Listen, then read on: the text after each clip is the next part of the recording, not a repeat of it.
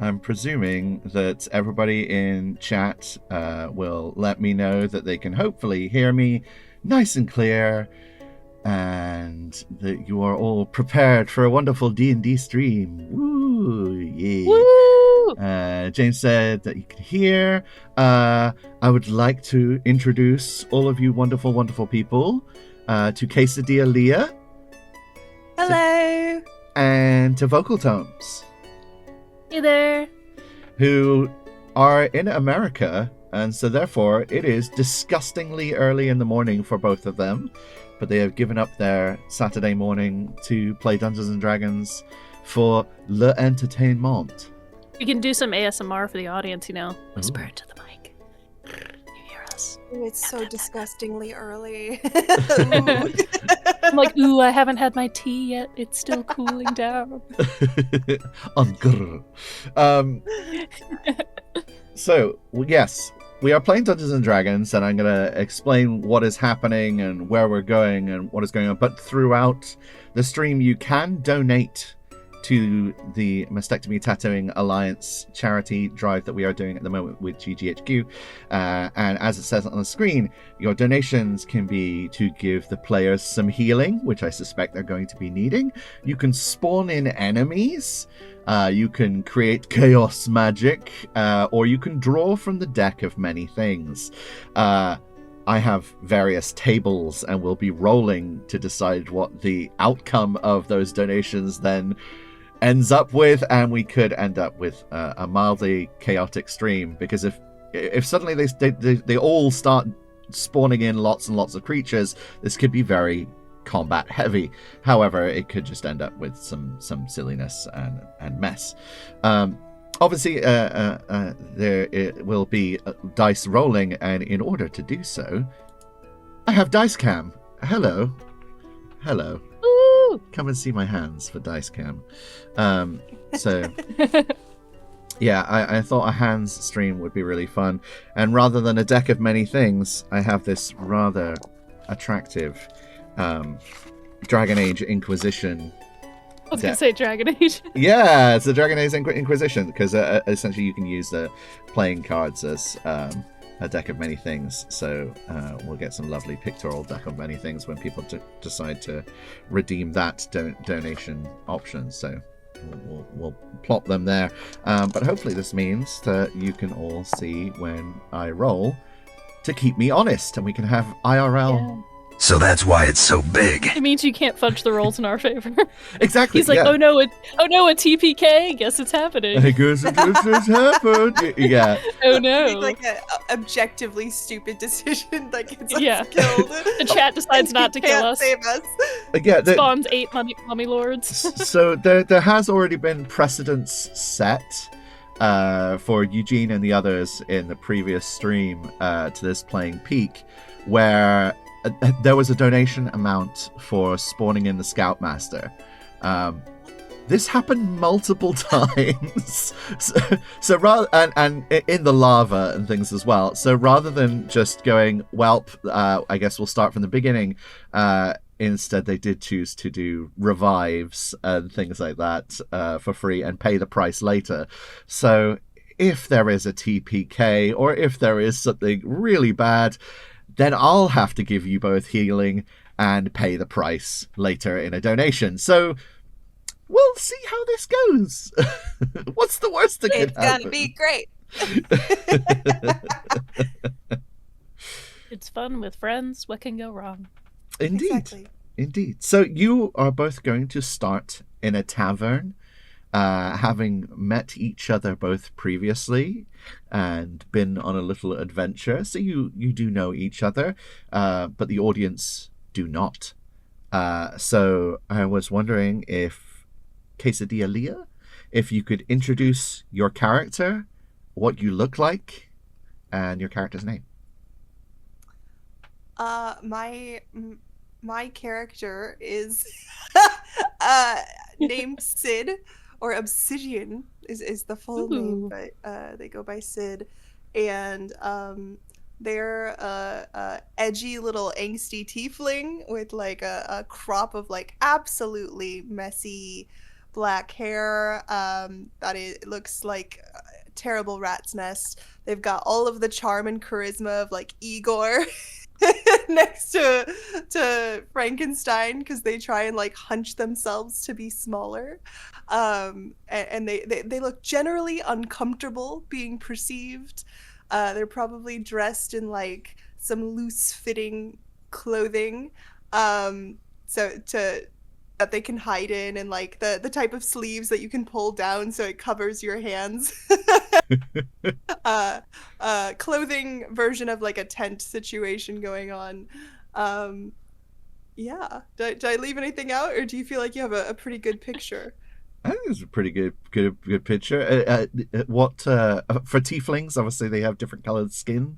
So, what flavor of tiefling are you? I'd say like a light lavender-ish color, like a bluish purpley situation going on there for sure. Awesome. And vocal Yay. tones. Can you do the same for your It's character? me, Mario. I'm not Mario, though. My character's name is Xanon Wildstalker. I'm a Goliath. I am really tall, really buff. And I have kind of like silvery gray skin with black hair. But it's kind of back in like a semi-faux hawk situation, going down, tying down into a braid. So it's pretty cool in the middle of my head. Nice. Xanon will have a Russian-ish accent, like an Eastern European sort of accent, because that just makes things more fun. And I am wearing monastic robes, a big set of like giant beads around my neck, like ones that are too big, like video game level monk. Oh, you gonna say Ayo? Pause between I'm wearing giant beads and then around my neck, and my child brain went. I was like trying to like show the audience, but they're not on screen. So I'm showing them like physically, and I realized they can't see me. So yeah, that was a mistake. But it has at the center of the beaded, almost like giant prayer necklace is this red lotus symbol. So it's like a lotus that it's red. Which ties into my backstory. Just know that I'm kind of a folk hero where I'm from. Grew up throwing over a tyrant, saving the people. If you want my full backstory, by all means, I can DM you later. But if you've ever seen any Chinese martial arts film with Jet Li, specifically The Legend of Feng Sayuk, I'm basically Feng Sayuk, but cooler.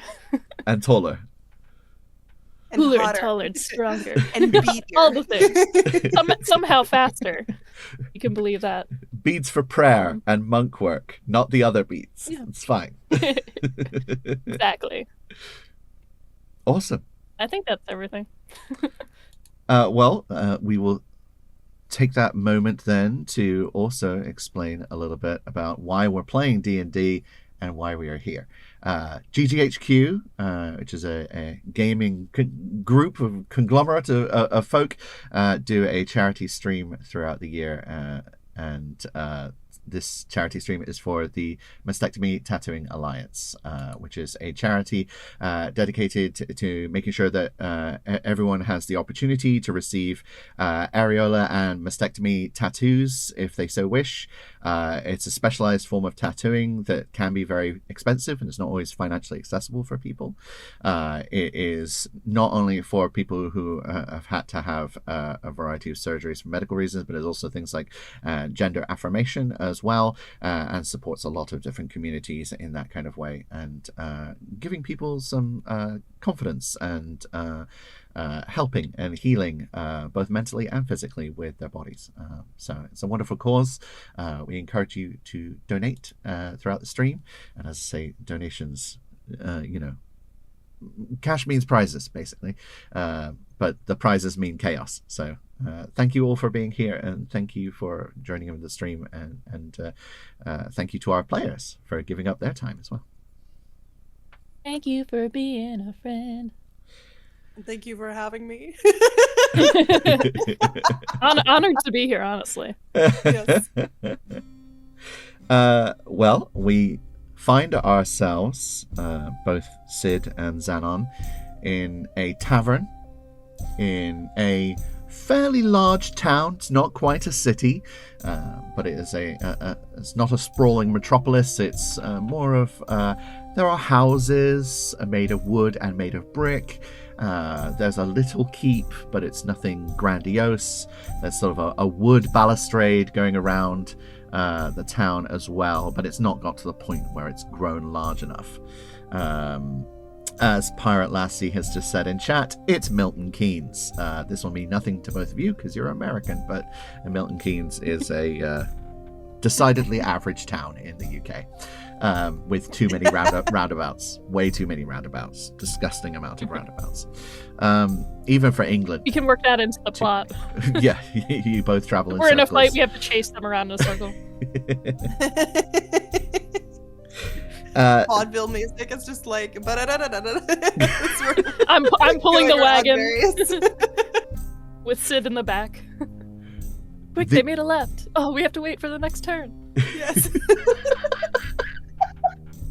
See, it's already happening. Improv, baby. Yeah. The settlement is on the grounds of what used to be, a very, very long time ago in ancient history, a much larger city.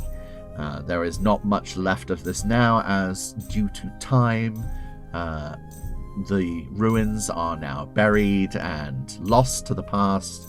Occasionally, an artifact or a wall from a previous building has been found in the forming of the city, but largely it has been gone, and the history of it has mostly also been lost, not only from physical apparition, but also to memory as well.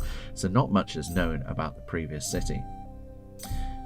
You find yourselves in the local tavern, where there are various denizens of the town drinking away. It is sort of the mid-afternoon evening time, and bar patrons are being jolly and drinking and talkative, and the two of you have just walked in. What would you like to do? Cracks knuckles. Oh, well, you know, I really worked up an appetite, so we should probably get some stew. Yeah. Do you want to order for both of us so that it's efficient that way? I can go sit down and then Sid books it for like a place to sit. I'm gonna yell back as you're already trying to be out of my earshot. Yeah, let's do that. Bad pun. It's a good pun. I like the pun. Somebody go up and order. It's a delightful cringe pun. You gotta make Absolutely them cringe. smiling despite myself. Like, I'm mad that made me giggle a little bit. Sid, can you roll me a perception check to find a table? Okay. It's already starting. I'm perceiving. You're like, which spot? Get a good spot. Okay. It's average. It's perception. I've got a +0, so it's 11. 11. Okay. You look around the room and realize that a majority of tables have people already on them. There isn't that many tables free. And as you're scanning through, you notice towards the back of the room, in probably what is the dingiest corner, the least well lit, it's the furthest away from a window.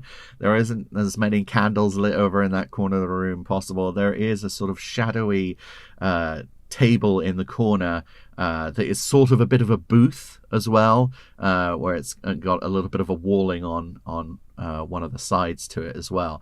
And you realize that one table is free.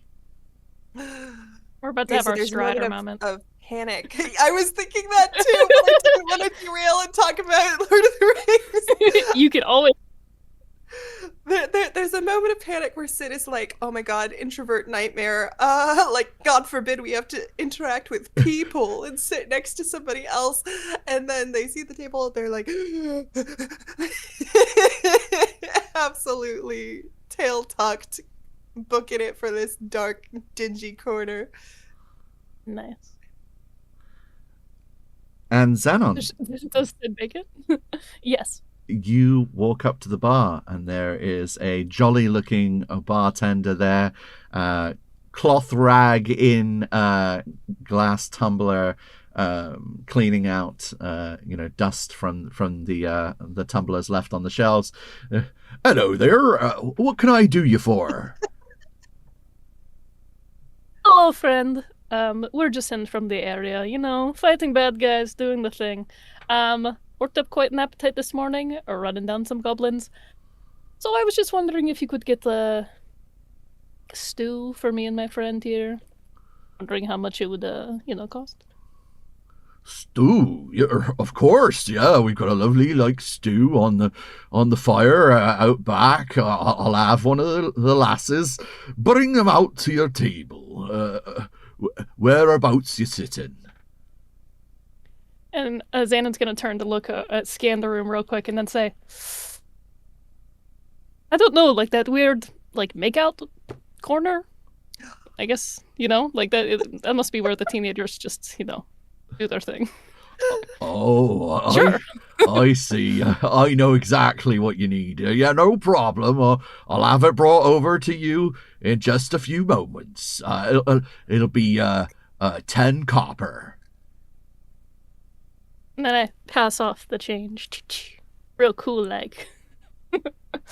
One of the Very monk-like. coins does that thing as it hits the bar top, where it sort of slowly spins and then gets faster and faster and faster until it eventually lands flat and makes that really satisfying By the time it noise. lands flat, I'm gone.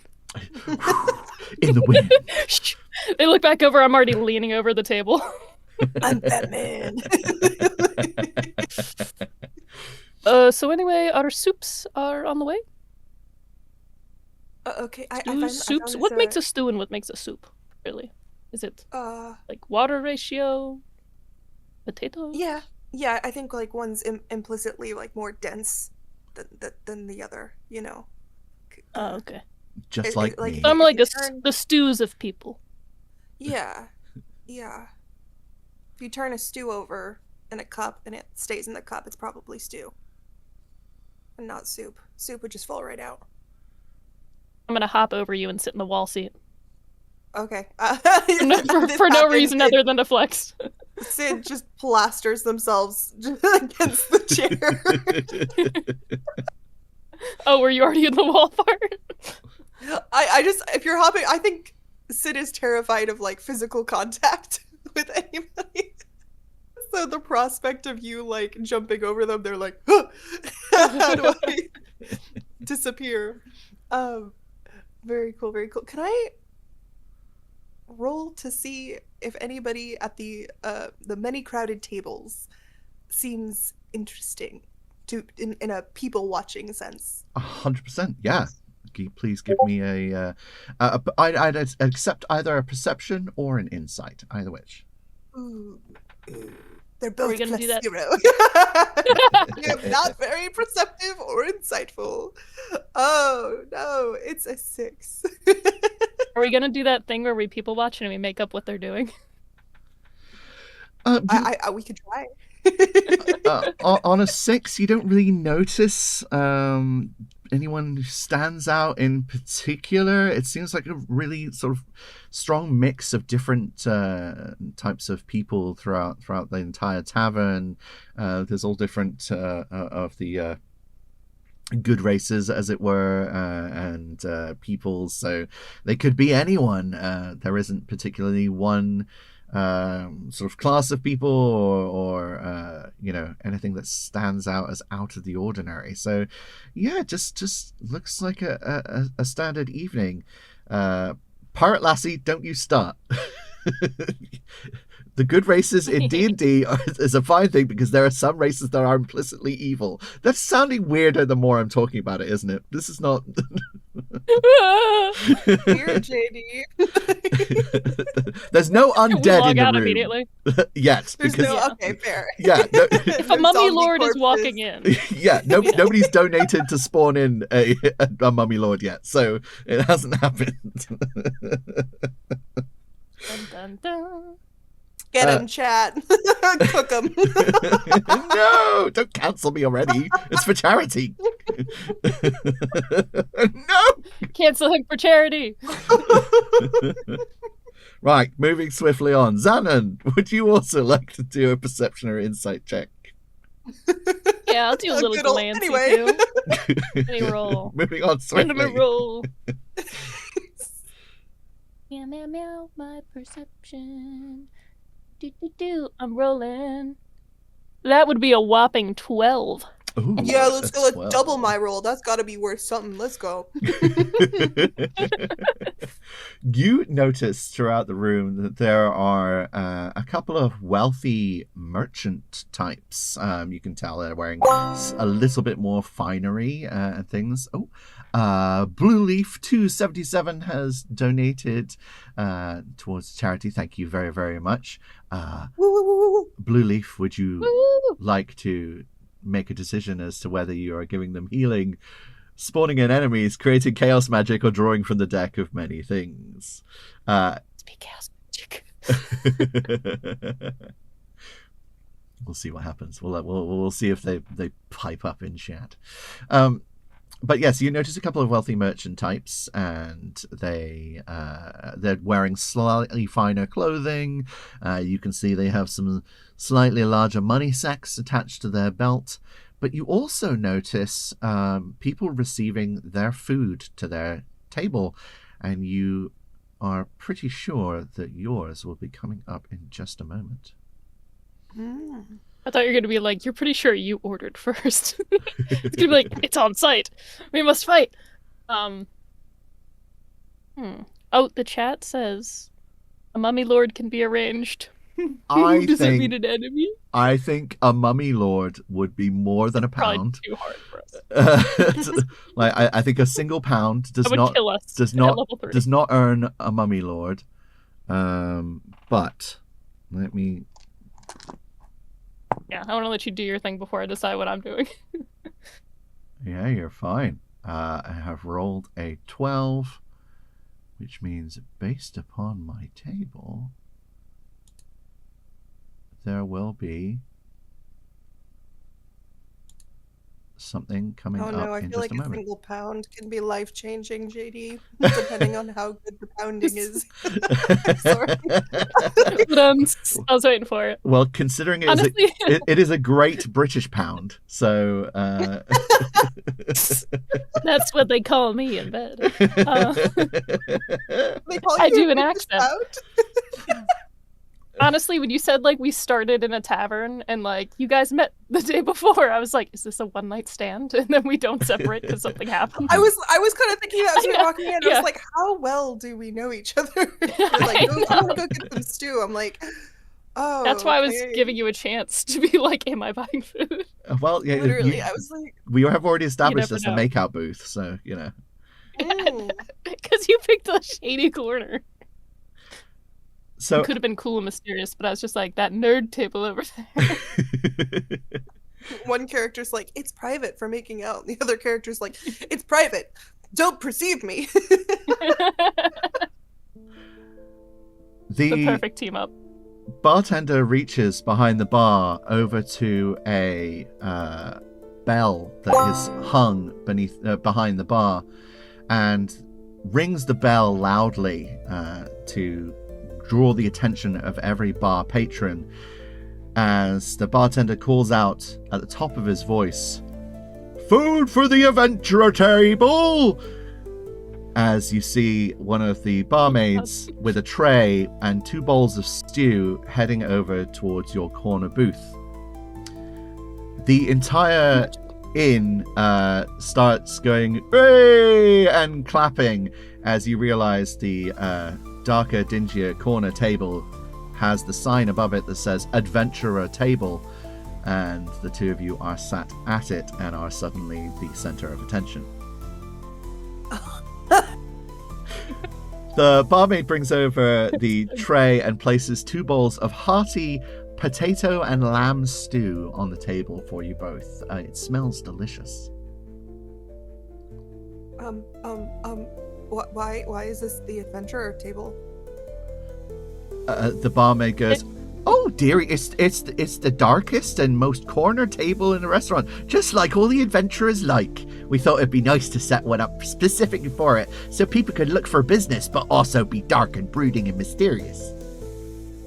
Oh. I thought this is where the adventure happens, but okay. So speaking of adventure, have you heard anything like weird in town lately? Well, as you happen to mention, there is Eugene over there who does need to be spoken. And as she's pointing out to this merchant called Eugene over there, there is a small, green, pointy-eared goblin that saunters up, as much as the tiny goblin can, saunters up to the table and says, "Oh, think you're adventurers, do you? Think you're hard, do you?"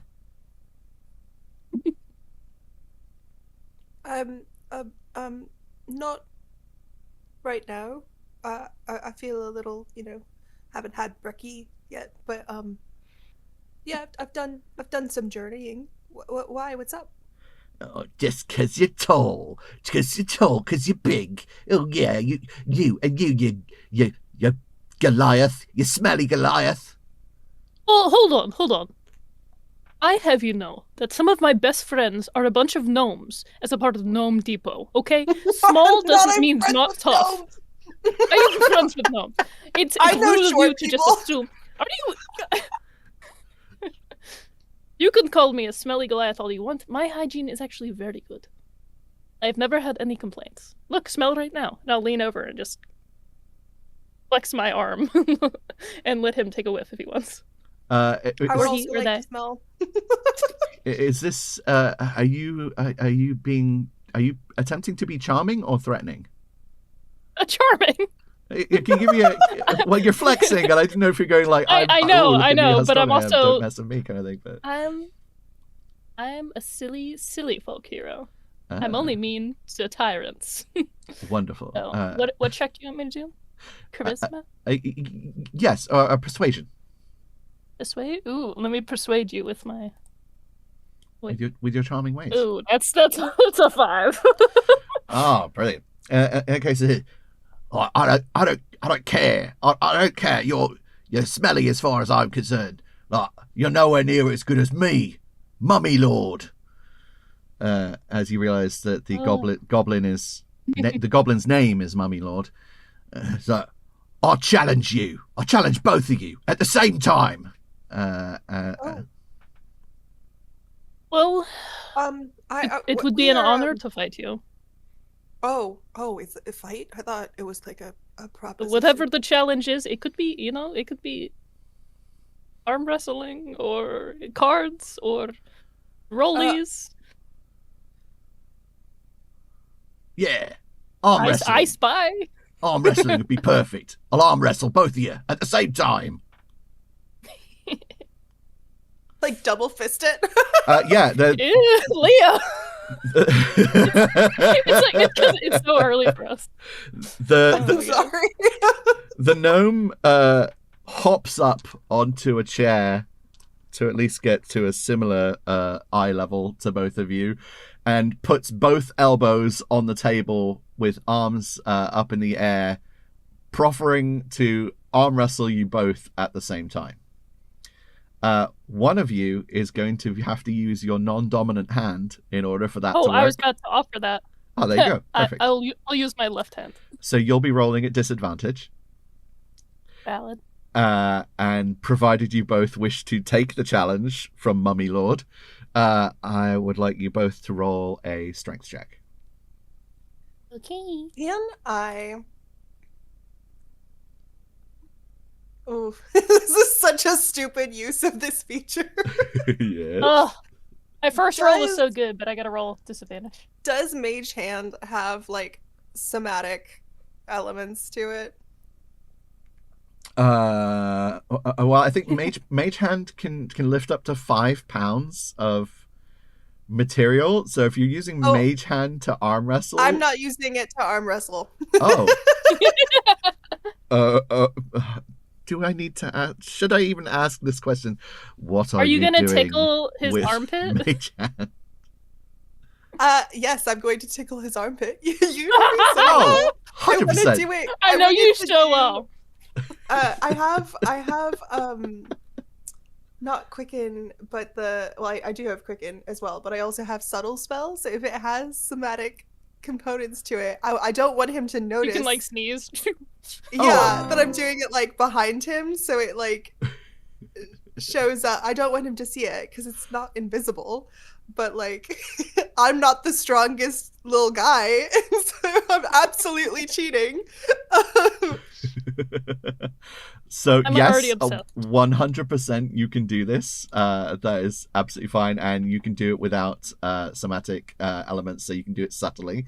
So I'm very happy Amazing. for you to do that. So you both get set up to arm wrestle.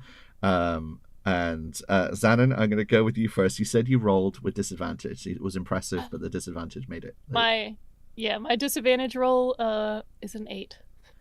8? Can So I, not my best. Yes, an because 8. I'm tickling, can I give them No. a normal roll? Oh, yes. Actually, yes. There's a fair point. The tickling will affect this as an assist. So, yes. Let's go! I go back to my original roll, 22. I actually have Hell an advantage. yeah. I have advantage on strength checks, but I wasn't gonna do that to like whop this guy. Am I rolling at normal or with advantage? You will be rolling with advantage. Okay. Big money, no whammies. Okay. Strength. It's just plus your strength. Yeah. Mm-hmm. Okay, I've got a -1, so 14. 14 is good. So the Goblin Mummy Lord is also at a -1 for strength, and will And it's being tickled. they are specialized in dual wielding, but they will still have a little bit of a minus for their offhand as well. So I'll roll for their arm wrestling Xanon first. They did roll a 19, but 18 is still less than 22. So actually pretty impressed that went that well. And then we'll do the one against Sid. 17 -1, 16. Ooh. However, we have also had a wonderful donation for something chaotically magical. So as this is about to happen, we also are interrupted. So I rolled a 50 and a 3. So I also, it's not necessarily relevant to what is about to happen. I am a wild magic sorcerer. If you need chaos. That is absolutely relevant. So yes. Oh. You're like, I'm aware. So you both feel a surge of magical energy emanating from Sid at this moment, and you are able to, in the same moment, take an additional action.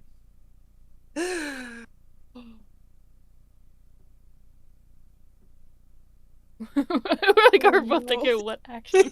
We're like, what do we do? So Okay. this Like, what do we do? Do we kiss?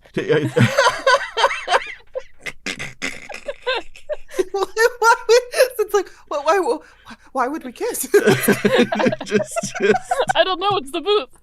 It's not the booth. This is not. It's the adventure booth, not kissing booth. I think the stew's gone to your head. Oh no, we haven't even taken a bite. I know. Someone's come over to wrestle us. Okay. Do we splash? Do we do something with the stew? I'm not spilling hot stew on the goblin. No, that's rude. Yes, you could do an additional strength check if you'd want to, or you could distract, or you could cast a spell, or you could interrupt with any various things. You can take any standard action. Trying to think of something funny I could do.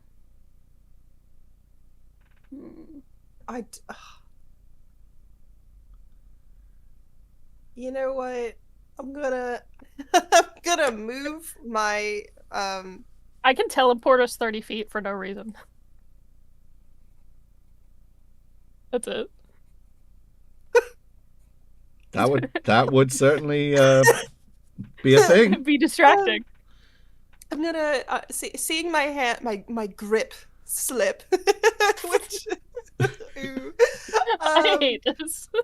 I'm going to just like shift my weight to try and move my mage hand away from the tickling, but to like try and like knock his elbow so that because like arm wrestling is all physics, right? Like it's like the angle.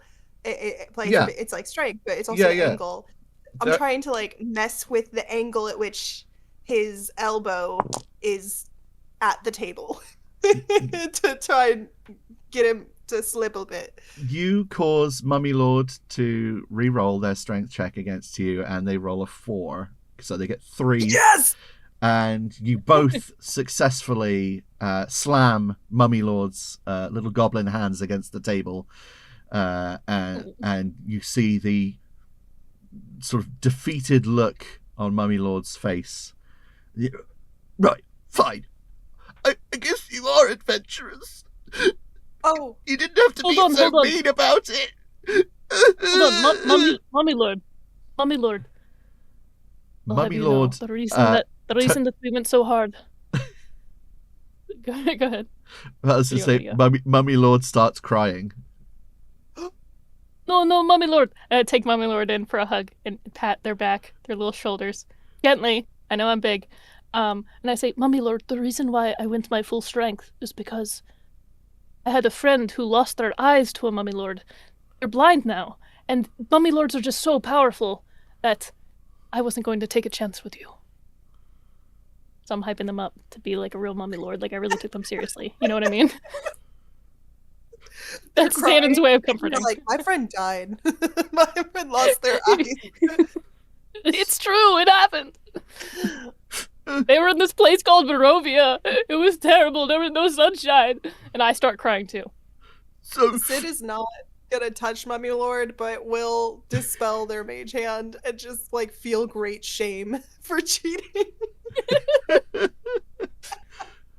So between my tears, I'm gonna say, Chat was right. We should have kissed. I don't know about that, but okay. So what you're telling me is that not only am I not very strong, but there are other Mummy Lords, and now I have to change my name! As he runs away, crying. Oh.